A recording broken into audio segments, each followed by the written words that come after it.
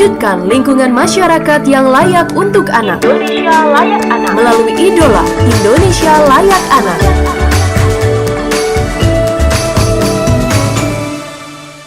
...92,4 FM Pro 1 RRI Palembang, kanal informasi dan inspirasi. Pendengar, saatnya kami hadirkan Idola ya, Indonesia Layak Anak, program yang hadir untuk mengedukasi masyarakat tentang pentingnya mewujudkan Indonesia Layak Anak melalui pemenuhan hak anak-anak.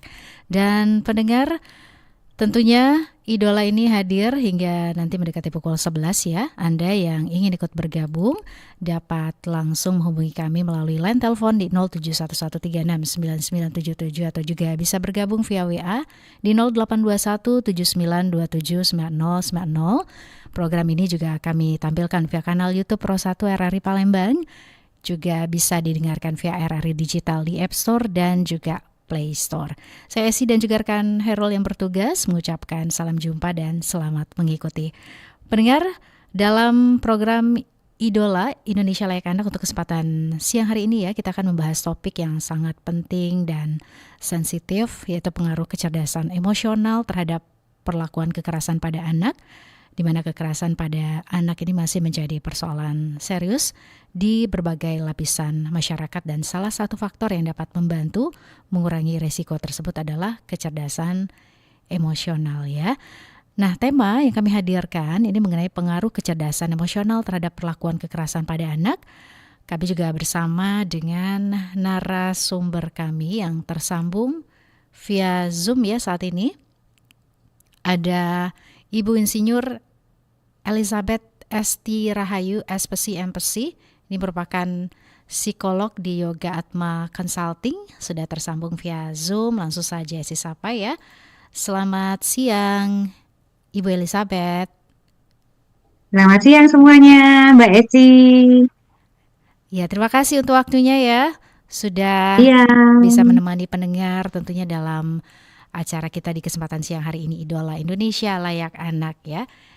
Ibu Elizabeth. Ibu Elizabeth ini berada di mana nih? Saya di Palembang. Oh, di Palembang ya. Oke, baik. Di kantor. Ya, terima kasih ya pasti sekali lagi ya Bu Elizabeth. Ini walaupun hari Minggu sebagian Sama-sama. orang ini menggunakan waktunya untuk melakukan hal-hal yang di luar rutinitas, tapi Ibu Elizabeth bisa menemani kita di kesempatan siang hari ini ya. Oke, baik Ibu Elizabeth, ini kita juga tampilkan ya dialog ini di kanal YouTube Pro 1 RRI Palembang. Jadi pendengar juga bisa menyaksikan langsung nih melalui kanal YouTube Pro 1 RRI Palembang untuk bisa juga ikutan interaktif. Ada mungkin yang ingin ditanyakan, boleh ya kita undang peran sertanya sekali lagi di 0711369977 atau juga bisa bergabung via WA di 082179279090. Baik, ini kalau berbicara mengenai kecerdasan emosional orang tua dan juga anak yang bisa berperan ya dalam mencegah terjadinya kekerasan pada anak, ini seperti apa nih Ibu Elizabeth? Mungkin boleh disampaikan ke pendengar kita ya.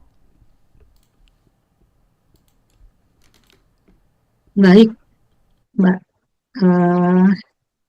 Mungkin nanti ada psikolog kedua ya yang akan menambahkan gitu ya. Boleh, Ibu. Bagaimana kecerdasan emosional itu berdampak pada anak-anak. Ketika anak-anak itu sudah memulai mengetahui gadget yang notabene membuat anak itu merasa nyaman gitu ya, merasa nyaman, kemudian nanti dia juga akan menampilkan sebuah emosional ketika apa yang dikehendaki itu tidak keturutan gitu ya. Artinya kalau misalnya game yang menjadi utama tidak maksimal dalam pencapaian untuk anak-anak, maka dia akan marah ya. Marah dan marah. Ketika marah itu masuk pada kategori anak-anak yang kecerdasan emosionalnya belum mampu secara maksimal. Artinya, pertama harus boleh dikatakan cerdas emosi dulu. Cerdas emosi, nilai-nilai yang harus dicapai, walaupun itu tidak maksimal, minimal anak itu memperoleh apa yang ia inginkan. Kemudian ketika anak itu juga cerdas emosi, orang tuanya misalnya, ayo sudah selesai main HP-nya atau eh, apa keinginan untuk nambah lagi dan lagi waktunya, anak-anak ini juga akan menuruti kata-kata orang tuanya. Karena ketika anak itu tidak eh, mau disuruh berhenti, dia juga akan mengalami yang namanya tantrum ya dan lain sebagainya. Nah, itu yang bisa kita lihat sepintas ketika anak itu ya seiring sejalan yang main IT-nya terlalu berlebihan. Nah, mungkin itu dari saya, Baik, Ibu Elizabeth, Bu. terima kasih. Kita sapa juga nih narasumber kita yang kedua ya, ada Ibu Yohana Elvita Fetriana MPC, psikolog juga di kesempatan siang hari ini. Gimana? Ya, Udah oke, udah halo. tersambung. Halo juga Ibu Yohana, apa Iya, kabar? baik, Mbak. Terima kasih juga waktunya ya untuk pendengar Iya, di pagi hari ini. Kita juga menghadirkan satu tema mengenai pengaruh kecerdasan emosional terhadap perlakuan kekerasan pada anak nih. Oke, kalau Ibu Yohana sendiri nih, kalau boleh diinformasikan juga untuk pendengar, tentunya kalau berbicara mengenai kecerdasan emosional anak ini ya, mungkin ada ciri-ciri atau indikator kecerdasan emosional yang sehat pada anak-anak seperti apa nih? kalau indikatornya itu, yang pasti dia punya kesadaran emosi. Jadi mereka itu bisa mengenali dan memahami emosi mereka sendiri. Lalu mereka juga mampu mengelola emosi. eh, dia bisa mengontrol emosinya dengan sendiri dan juga memiliki motivasi juga untuk eh, mencapai tujuan mereka. Kemudian juga anak itu juga memiliki empati dan bisa menjalankan keterampilan sosial untuk bisa berinteraksi dengan orang lain secara efektif. Itu komponennya, Bu. Baik, nih kalau berbicara mengenai pentingnya peran komunikasi ya, Ibu Elizabeth juga Ibu Yohana dalam keluarga untuk bisa mengembangkan kecerdasan emosional dan juga mereduksi potensi kekerasan pada anak. Ini harusnya seperti apa nih antara orang tua dan juga anak? Kalau kita lihat juga kondisi sekarang ini, terkadang orang tua juga sudah sibuk di luar ya beraktivitas, waktu untuk anak kadang terbatas sekali. Gimana Ibu Yuliana dan Ibu Yohana dan juga Ibu Elizabeth melihat kondisi ini?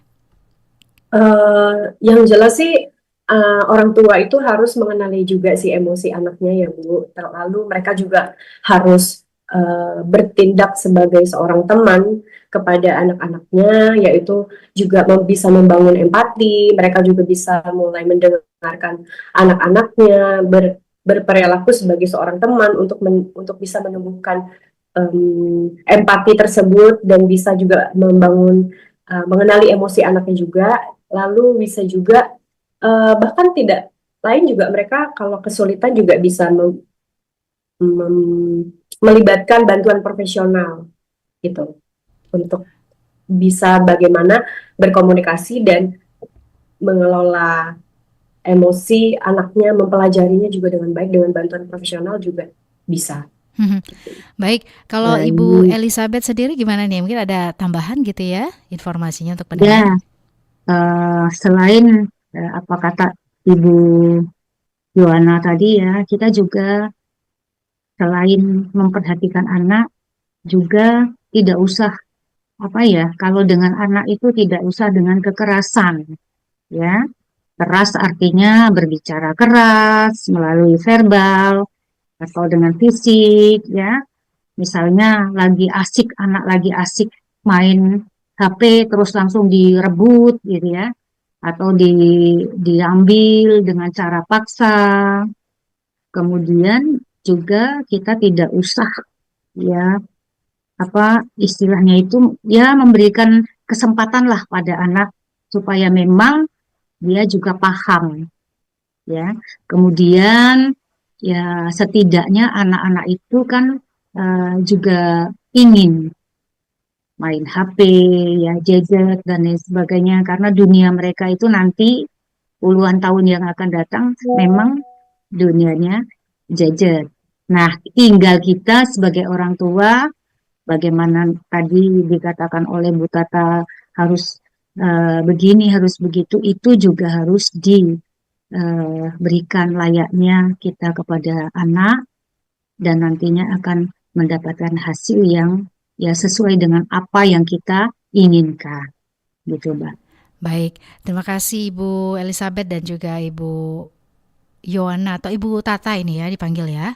Iya, Oke. panggilan saya. Panggilannya Ibu Yohana Elvita Fetriana atau Ibu Tata ya. Baik, untuk pendengar yang ingin bergabung, silakan kami tunggu peran sertanya ya. Boleh langsung saja menghubungi kami melalui line telepon di 0711369977 atau juga bisa bergabung via WA di 082179279090 ya. Ini masih berkaitan tentunya dengan tema yang kami hadirkan, pengaruh kecerdasan emosional terhadap perlakuan kekerasan pada anak. Kalau dari sisi psikolog mungkin ya, dari apa yang sudah ditemuin sehari-hari dari Ibu Elizabeth atau juga Ibu Tata, bagaimana nih orang tua seharusnya ya dalam mendukung perkembangan kecerdasan emosional anak ini secara konsisten seperti itu di rumah?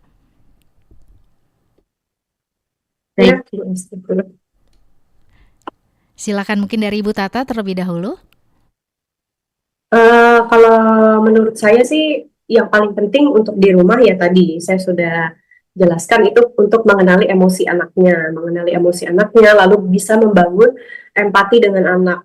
Salah satu paling simpel adalah dengan menjadi seorang sahabat atau teman, menempatkan diri sebagai teman atau sahabat bagi anak, karena lama-lama bisa terbangun emosi tersebut, lalu meningkatkan empati juga antara orang tua dan anak, jadi menekan tingkat kekerasan juga, karena anak juga jadi tidak punya batasan, maksud saya mereka lebih tidak mempunyai segan gitu ya, maksudnya saya punya ruang nih cerita untuk orang tua saya, karena itu juga menekan tingkat kekerasan juga, salah satu faktor juga. Lalu bisa juga mengembangkan keterampilan sosial, jadi sering-sering berkomunikasi dengan anak gitu. Lalu juga bisa kalau memang misalnya di rumah orang tua mengalami kesulitan, bisa juga untuk mencari bantuan profesional. Jadi ketika memang merasa kesulitan ya sebisa mungkin bisa langsung ke psikolog gitu untuk berkonsultasi gitu sih. Baik, Ibu Tata atau Ibu Elizabeth mungkin punya pengalaman gitu ya, bagaimana kliennya gitu ya, boleh diinformasikan sedikit mungkin ya, dari apa yang mereka hadapi seringkali pengaruh kecerdasan emosional terhadap anak gitu ya, perlakuan kekerasan kepada anak ini, apa yang disampaikan orang tua seperti itu, dan tentunya ini bisa menjadi pembelajaran buat kita-kita. Baik. Dari kasusnya gitu ya. Ya. Yang sering terjadi itu terkadang orang tua kan ngomong, Bu, bagaimana caranya saya menghilangkan gadget pada anak, nah gitu ya. Itu kan artinya tidak seperti itu. Ya, yang kami lakukan itu satu, tidak melihat rumput tetangga lebih hijau. Artinya apa? Kita tidak bisa membandingkan anak itu satu dengan yang lainnya. Boro-boro yang bukan karena satu darah ya, orang lain misalnya tetangga. Ini satu anak aja satu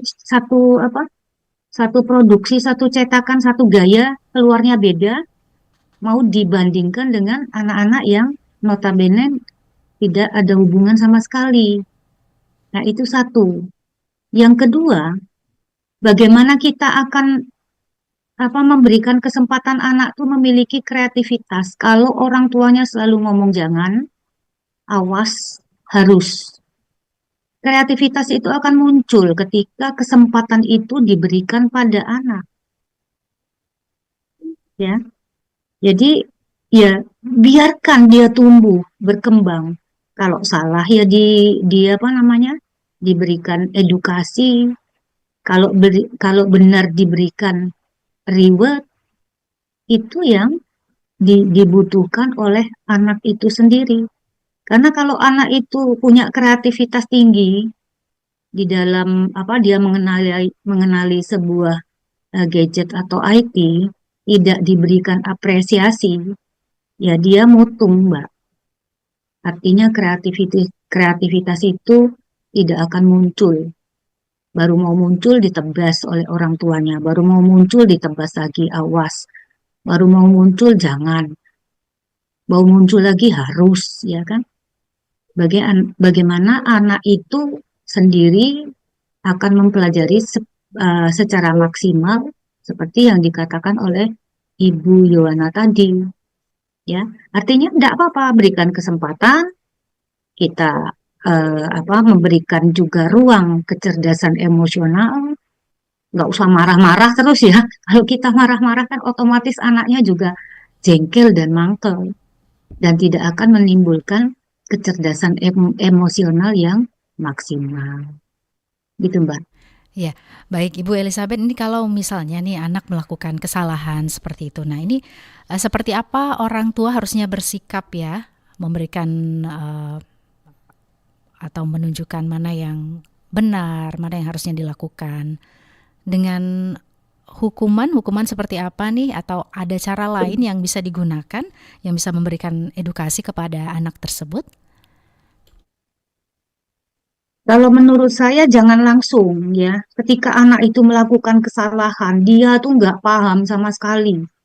Apa itu salah, apa itu benar. Nanti ketika dia mau tidur malam, atau nanti ketika kita bisa makan bareng sama anak, kita luruskan ya. Jangan ketika dia melakukan kesalahan langsung kita cut. Jangan, harus awas, itu membunuh kreativitas anak, membunuh motivasi dan lain sebagainya, sehingga ya kita aja lah contoh ya, kalau kalau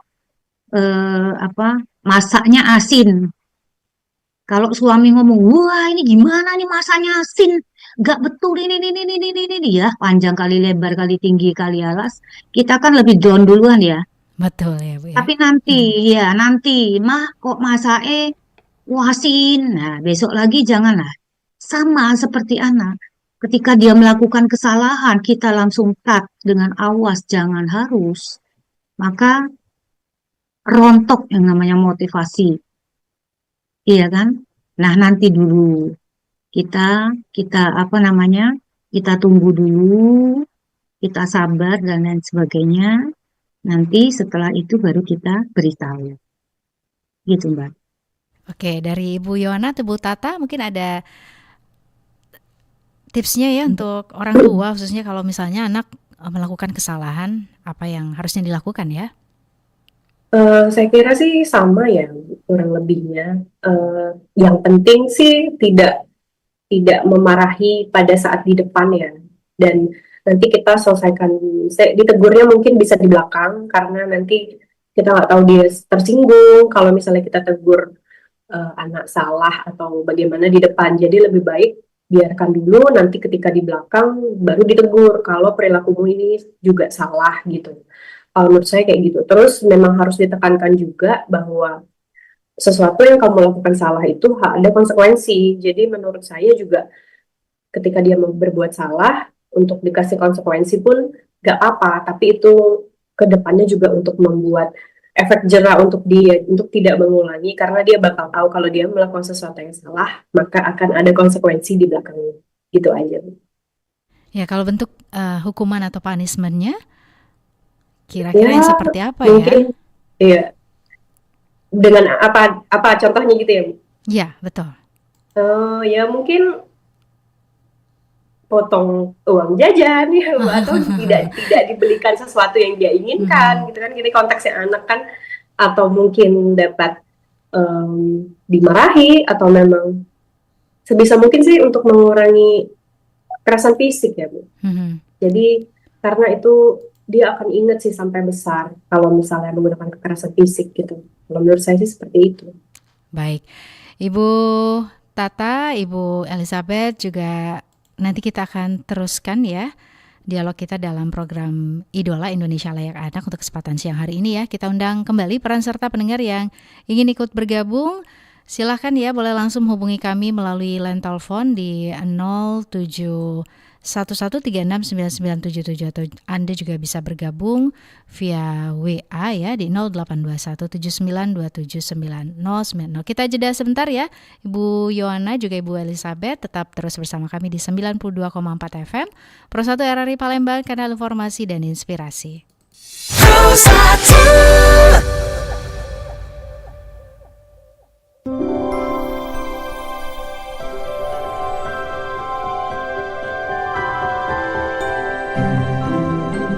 Tahukah kamu bunga terkecil di dunia? Bunga terkecil di dunia adalah Wolffia. Wolffia adalah tanaman tanpa akar yang memiliki ukuran sangat kecil dengan diameter sekitar 0,1 mm. Wolffia dapat ditemukan mengambang di atas permukaan air dan memiliki bentuk menyerupai bintik tepung jagung. Meskipun ukurannya sangat kecil, Wolffia dapat memekarkan bunga pada bagian permukaan atasnya.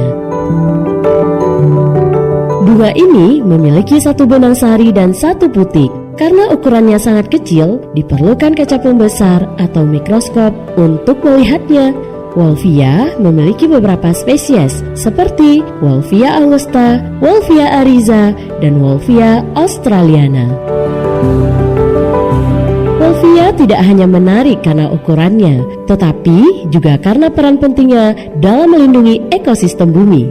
Menurut International Lemna Association, Wolffia memiliki dampak yang berarti dalam melindungi bumi. Wolffia diketahui mampu menjadi sumber bahan bakar terbarukan dan berkelanjutan untuk menggantikan bahan bakar fosil. Wah, ternyata walau ukurannya kecil, Wolffia memiliki manfaat yang besar.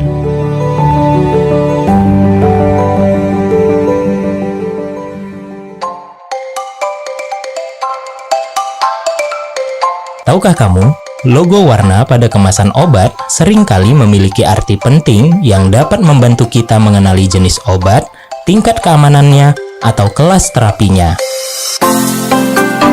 Di Indonesia, ada 3 logo warna yang umum digunakan. Yang pertama, logo warna hijau. Obat dengan kemasan bertanda lingkaran berwarna hijau dengan garis tepi berwarna hitam menandakan obat bebas.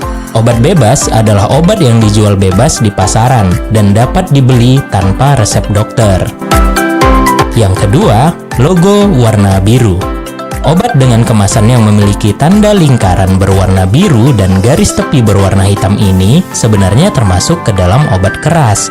Namun, dapat kita peroleh tanpa resep dokter. Penggunaan obat dengan simbol ini harus cermat, sesuai aturan dalam kemasan, dan lebih baik jika dengan resep dokter. Inilah alasan mengapa bernama obat bebas terbatas. Selain memiliki tanda khusus lingkaran biru, terdapat juga tanda peringatan aturan pakai obat. Ini karena hanya dengan takaran dan kemasan tertentu, penggunaannya aman untuk pengobatan sendiri. Yang ketiga, logo obat keras. Arti logo obat dengan tanda lingkaran berwarna merah dan garis tepi berwarna hitam dan huruf K yang menyentuh garis tepi adalah obat keras. Ini adalah obat yang perlu mendapatkan resep dari dokter. Kemasan dengan logo obat keras sebaiknya berdasarkan resep dokter, mengingat efeknya yang dapat merusak sistem pada tubuh tertentu jika penggunaannya dengan cara yang tidak tepat. Pemahaman tentang logo warna ini penting untuk mencegah kesalahan penggunaan obat yang bisa berdampak negatif terhadap kesehatan. Jadi, selalu perhatikan logo warna pada kemasan sebelum membeli dan menggunakan obat.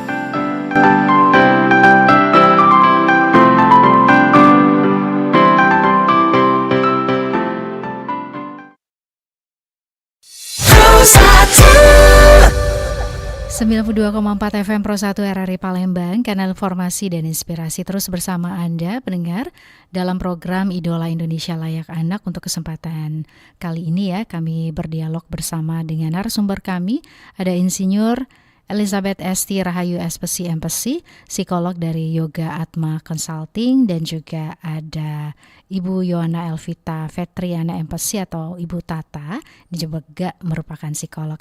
Anda yang ingin ikut bergabung pendengar, silahkan boleh langsung ya menghubungi kami melalui line telepon di 0711369977 atau juga bisa bergabung via WA di 082179279090 atau juga bisa bergabung via kanal YouTube Pro 1 RRI Palembang, karena siaran ini juga kami tampilkan via kanal YouTube Pro 1 RRI Palembang. Juga tentunya bisa Anda dengarkan via RRI Digital di App Store dan juga Play Store. Baik, Ibu Elizabeth juga Ibu Tata masih bersama kami ya? Iya, terima kasih Ibu Tata dan juga Ibu Elizabeth. Ini walaupun kita ini berdialognya via Zoom ya, ini pendengar tentunya juga kami undang peran sertanya untuk bisa ikut bergabung juga dalam dialog kita pada kesempatan siang hari ini. Nah, ini kalau kita berbicara kembali mengenai orang tua gitu ya, yang harusnya bisa memberikan atau mencontohkan hal-hal yang baik gitu ya, terkait juga dengan pengelolaan emosi yang efektif pada orang tua. Misalnya pada saat-saat krisis ya, misalnya anak melakukan hal-hal yang tidak seharusnya gitu ya, merusak barang atau juga menolak apa yang diinginkan oleh orang tua. Nah, ini harusnya gimana nih orang tua bisa mengelola emosi ya? Mungkin ada yang bisa dilakukan, ada sarannya dari Ibu Elizabeth juga Ibu Tata nih untuk pendengar, khususnya pada para orang tua. Silakan nih, boleh dari Ibu Tata terlebih dahulu. Baik, kalau itu yang jelas sih dari kecil ya udah ditanamkan pendidikan karakter yang paling penting gitu. Kalau memang misalnya ketika di tempat orang atau memang dia lagi bermain, itu udah basic ya, pasti kayak kamu harus sopan gitu, kamu harus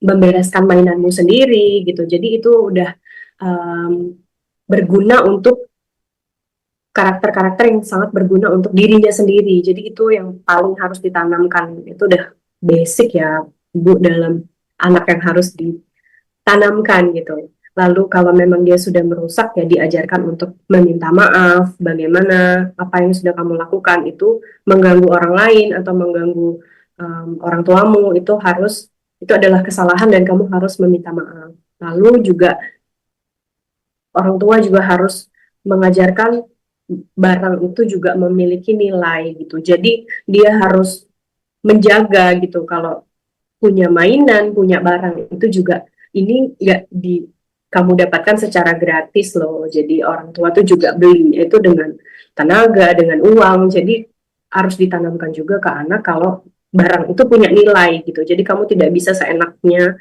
untuk kamu merusak atau kamu seenaknya kepada barang tersebut gitu sih. Baik, dari Ibu Elizabeth. Ya, saya sepakat ya itu. Tetapi yang lebih ditekankan itu adalah pola asuh orang tua. Bagaimana memberikan ya satu prinsip pada anak, menghargai dan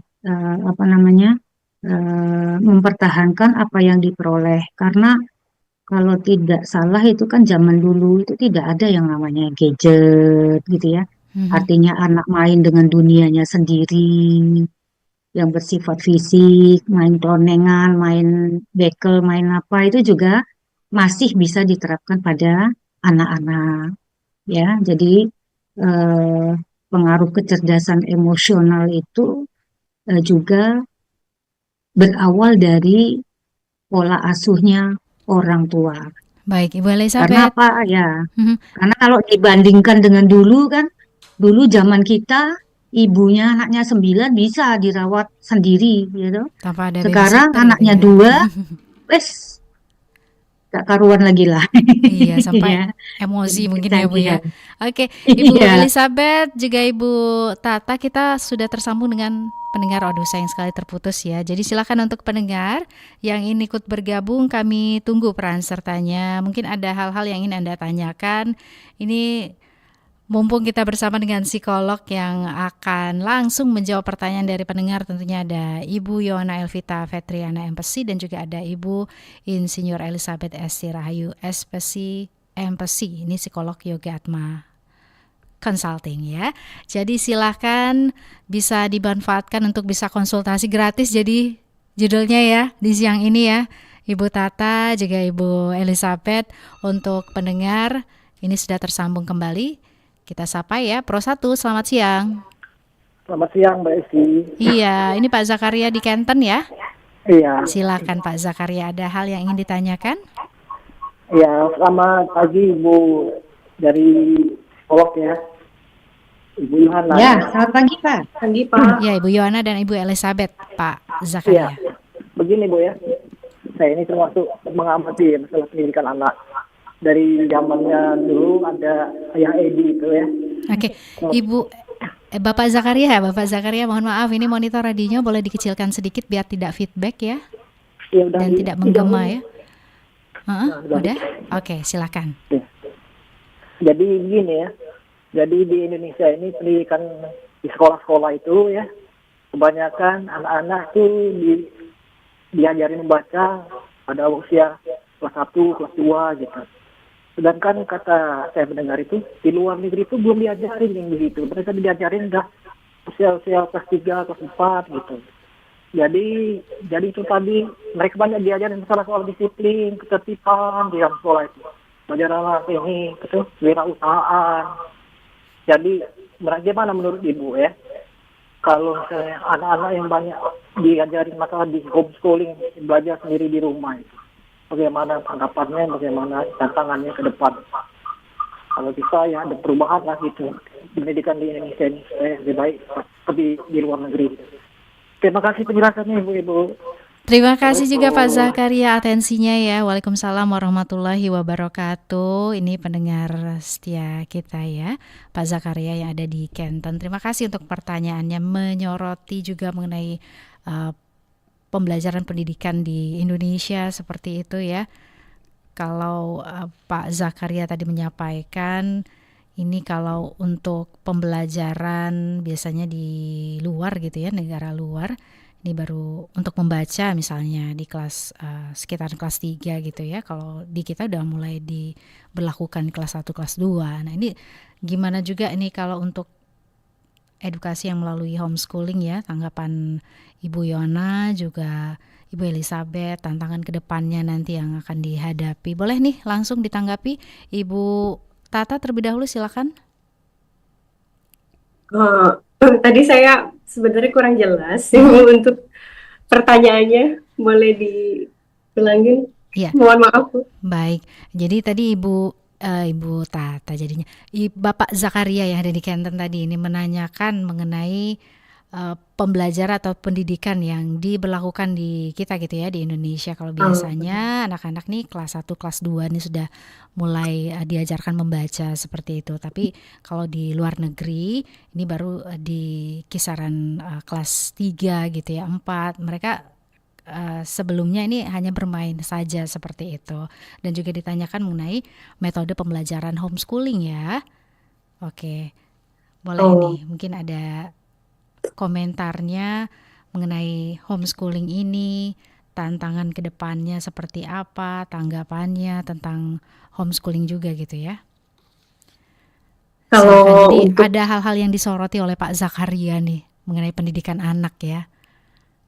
Oh iya, tadi kalau misalnya pendidikan luar sama kita, Mhm. kalau menurut saya sih kita fokus di standar pendidikan kita aja ya. Jadi kan emang dari masyarakat-masyarakat Indonesia itu kan sendiri juga punya standar dalam kecerdasannya kan juga beda sebenarnya Bu dengan di luar. Jadi menurut saya juga nggak bisa sih disamain antara kurikulum kita sama kurikulum luar. Ya mungkin ada anak yang memang sanggup.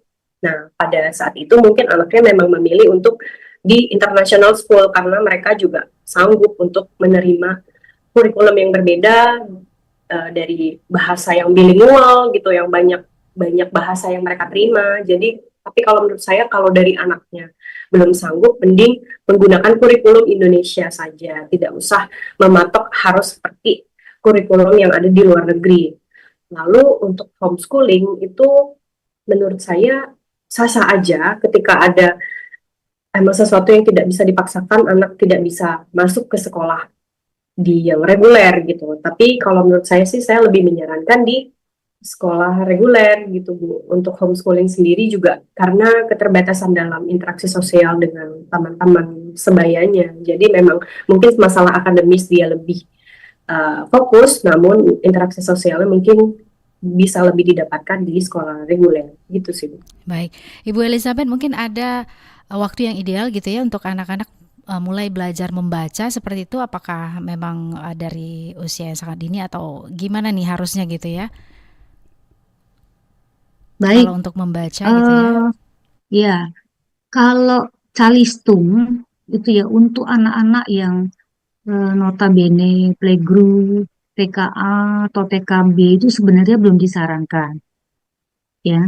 Tetapi kadang-kadang ketika kita di lapangan itu orang tuanya mintanya gini, sekolah mintanya gini, ya saya juga bingung kadang-kadang ya.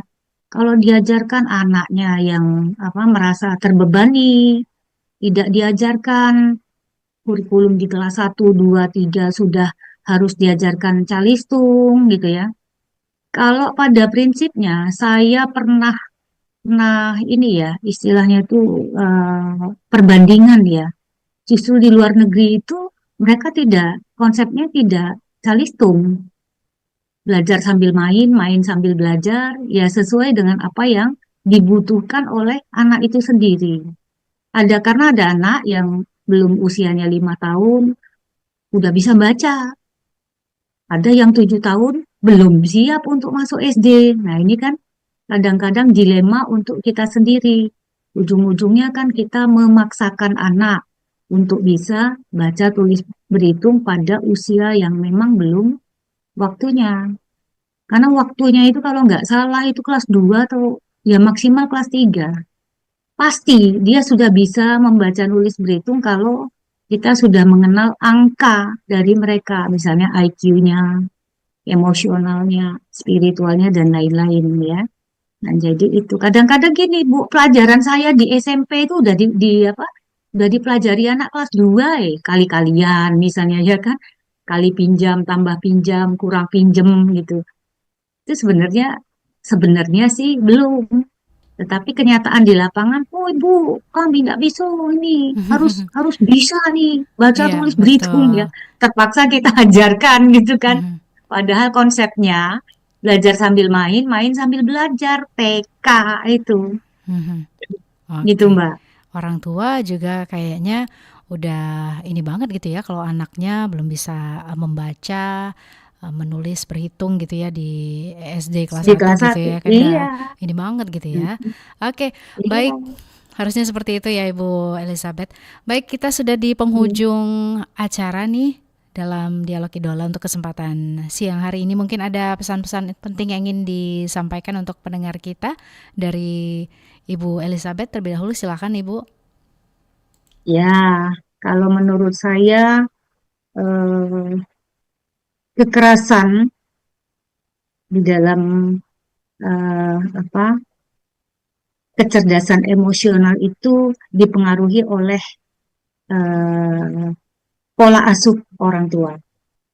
Karena anak mengalami proses, orang tua harus setia dengan proses. maka mewujudkan anak yang tidak lebih pada kekerasan emosional, kita tunjukkan dulu sebagai orang tua bahwa kita tidak memberikan proses kita harus memberikan istilahnya setia dengan proses itu, ya, sehingga anak-anak memang di dalam menghadapi apapun itu akan lebih cerdas emosi. Baik, dari Ibu Tata silakan.